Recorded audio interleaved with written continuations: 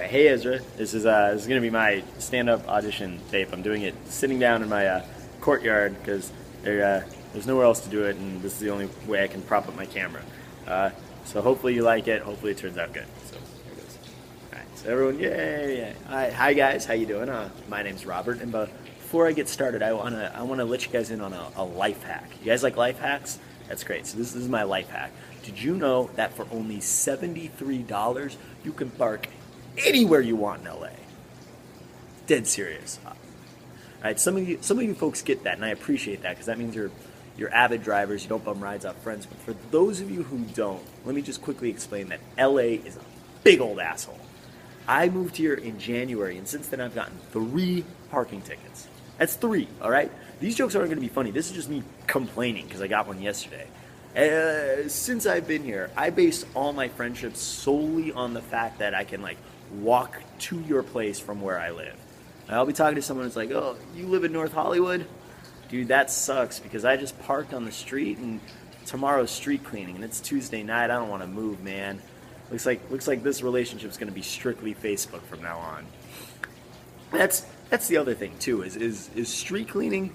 That's a joke. The streets are filthy here. There is no way you're cleaning these streets every week. That's like when I was a kid and my mom would ask me "Oh, did you brush your teeth?" And I would go, "No, I didn't." And then you go up to LA and you're like, "Hey, did you clean the streets last week?" And "Yeah, I did." Are you sure? Because there's a beer bottle and 4 mattresses that have been there since April. There's no way these streets are being cleaned. All right, enough with that. Stop complaining so much. I'm going to introduce myself. My name's Rob. If you like what you see, I'll be taking a collection after the show. Just donations. I'm hoping to make something around $73 because that wasn't a joke that I just told about the parking tickets. But besides that, if you couldn't tell already, I'm Jewish. I know, big surprise. White guy with a big nose complaining in the corner is Jewish. Yeah, shocker. Yeah, and I was raised Jewish. I was born in Reno, Nevada, which is a very Jewish area. But when I was about 8 years old, my family moved out to a small town in Northern California called Pleasanton, which inside had only 7 Jews total. It was like me, my mom, and the Weinstein family down the street. And that was it. They're very rare. In fact, the closest temple to us was 20 miles away in a town called Castro Valley, and my mom didn't think it was worth the gas money to keep the religion going, which I gotta say is way more Jewish than anything else you could do. We should have gotten a free pass for that. But despite the fact that I've stopped practicing, I'm still very Jewish at heart. I love matzo ball soup and most of the films by Woody Allen, except Mighty Aphrodite, which is a piece of shit. This guy knows what I'm talking about. Anyways, so yeah, I like to keep that heritage with me. I'm Jewish, if you couldn't tell. I'm also very short, and it's pretty obvious. Some of the people in the back might have been thinking "Oh, why is that regular-sized person doing stand-up in the corner?" Nope, this is me on a box with assistants. This is my height, and being short sucks. But the hardest thing about being short, the absolute hardest thing, is picking up women. Because I can honestly be the best looking short guy around, and the only way a girl is ever going to notice me is if she is bending down to get a quarter. And be like, "Oh, pardon me, I dropped a quarter, girls." "Oh, well, he's kind of cute. I think I might just go over there and..." "Where'd he go?" "He's just here. He's like a ghost." So yeah, that's pretty tough. But just picking up women in general has got to be the worst thing in the world. I hate going out to bars, meeting people, not having Netflix next to me. So it's I don't understand how people get up day to day and do it. But my absolute favorite thing about this new going out meat market sort of scene is pickup lines. Oh, I love those cheesy, terrible pickup lines. And by a show of hands, how many of you girls out there have been hit on with a terrible pickup line? All right, most of you. For the ones who haven't, maybe try makeup or something might help. But I am the king of cheesy pickup lines. When I was living in San Diego, I had a friend David, and he had a favorite pickup line you would go and use all the time, and it actually worked a bunch, which was surprising. You would go up to a girl and be like, "Hey girl, is your dad a terrorist?" Bad start, but just wait, because he made you the bomb, girl. Just like, oh, that's very nice. But I have the best pickup line, hands down. Okay, so can I get a volunteer? All right, what's your name, ma'am? I don't know. All right, so this is Shannon. I'm gonna try not to fall in love. All right, so Shannon, I'm gonna hit you with the smoothest game that's ever been laid out. You ready? All right, I promise, girl, blow your mind. All right, so you go up to a girl in a bar, and you gotta be wearing a watch. Now, I don't own a watch because they're very expensive, and when I want to know what time it is, I just smoke weed until I don't care anymore. So, kill two birds with one stone. But for the sake of the joke, pretend I'm wearing a watch. And gentlemen, make sure you get a watch.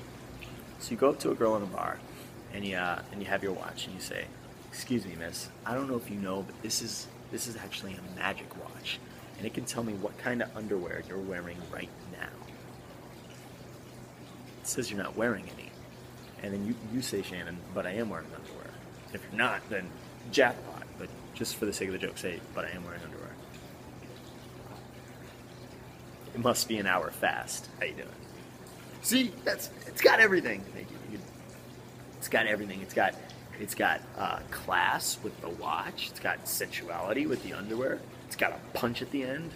It's like an M. Night Shyamalan film with like a pickup line.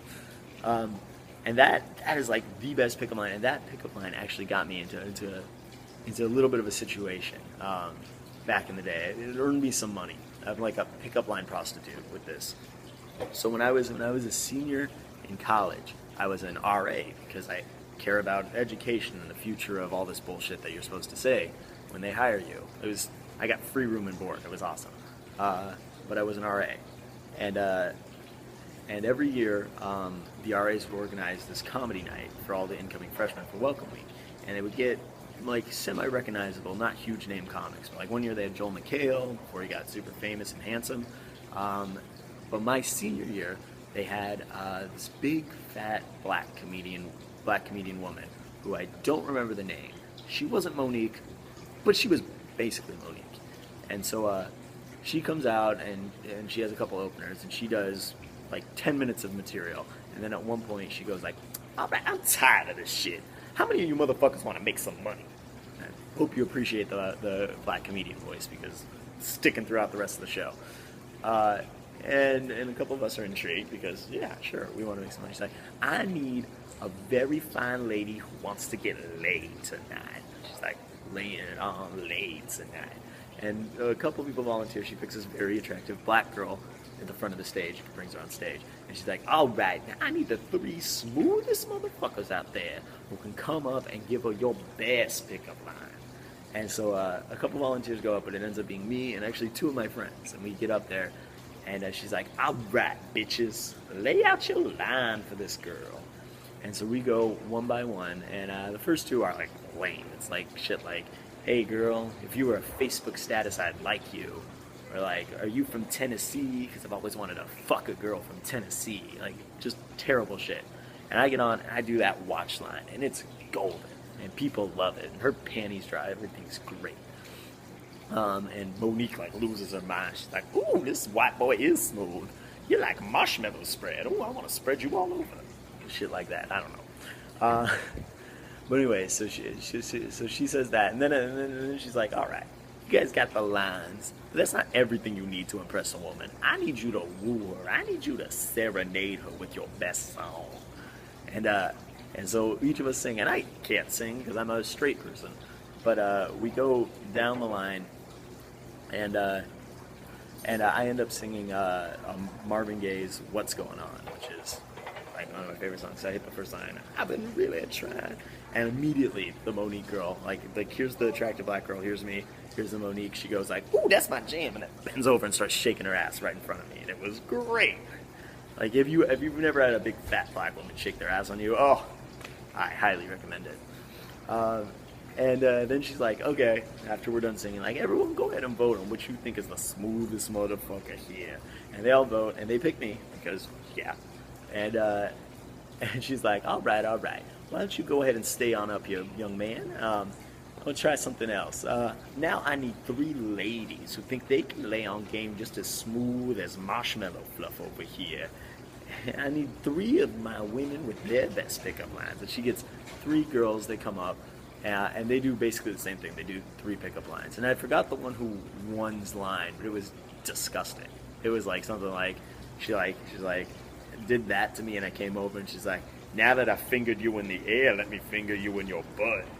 It was like gross. It was really gross. But why not? We're all college kids, so we loved it. And so they pick her, they pick me, and we're the winners. And she's like, all right, and like I promised, I'm going to give you a little bit of Skrilla. I'm going to give you some money. And she pulls out 2 crumpled up piles of bills from her pockets and hands it to each of us. And I go sit down, I'm all jazzed, and I look down and I count the bills as I'm sitting down, and it's 5 singles. Not a lot, but I mean, I thought it'd be like, I don't know, $20, $50, but hey, 5 singles, that's all right by me. I had fun. I had a big black woman dancing with me, bucket list checked off, so I'm living life. I go on about a week later, doing another event for the RAs, and the woman who organized the comedy show, she's there, and she approached me. She's like, hey, you were the guy with the watch pickup line. That was so good. And I was like, oh, thanks, stop. And she's like, no, I took some pictures. If you want them, I can email them to you. I'm like, yeah, that'd be great. And so she does, and we get to talking, and at one point I go like, yeah, but the weirdest thing about that was, like, at the end she only gave us $5. Like, I thought she was going to give us, like, something else. I thought it'd be, like, a big amount of money. And I say that, and the girl's face turns ghost white. And she, like, looks up, and she goes, like, are you kidding me? Because she requested $200 for that bit. We paid her $200. She was supposed to give you each $100. And I was like, what? What? That's the greatest scam ever. Monique is going around to colleges scamming people out of $190 each time. There's no way they would have found out. She's just like saying like, oh yeah, I need 200, and then only gives out 10. That would be like you go into a restaurant like, I want a steak, and they bring you like an onion ring, and you're like, that's not what I asked for, and they're like, but you had a smooth pickup line. I don't know. It would be like paying Nickelback to make music, and then they record themselves singing and playing their own instruments. It's like, this is not worth it at all. All right, so I'm Robert. Let's start the show. All right, hopefully you like it. It's a little rough around the edges, but yeah, we'll be in talk. See you, Ezra.